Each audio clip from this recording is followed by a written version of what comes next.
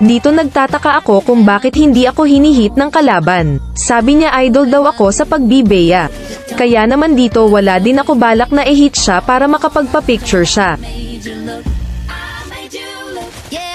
Tapos dito may napansin ako nag-German cut na pala yung lapo ng kalaban wala pa sa 4 minutes. Dito nakita ko mga kampi ko pinapansin nila yung lapo imbis na mag-farm.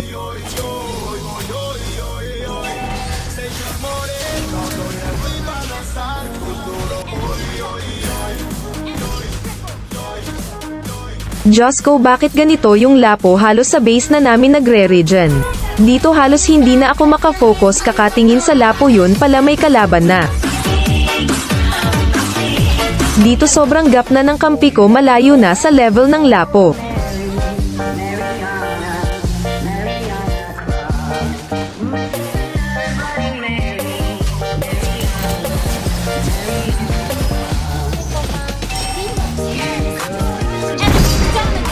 Dito buti na lang nakakapag-gold ako sa Granger.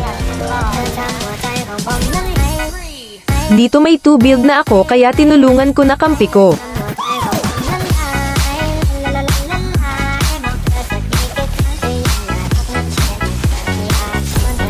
Dito pagkabuhay ng lapo dumiretso agad siya sa base namin ayaw niya tantanan pag German cut niya.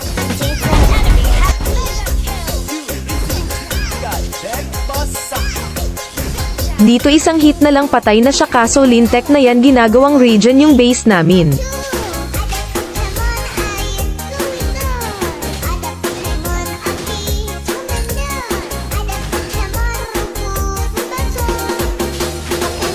Dito halos hindi na siya umaalis sa base namin.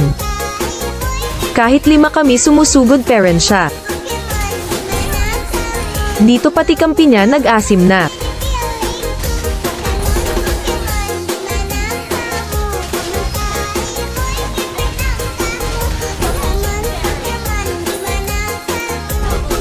Hihit ko lang sana farm may Granger pala doon.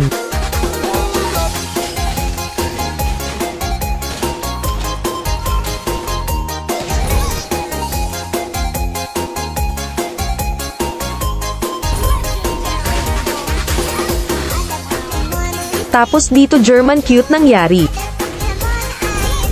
Habang na-wipe out namin kalaban nag-push na kami para ma-end.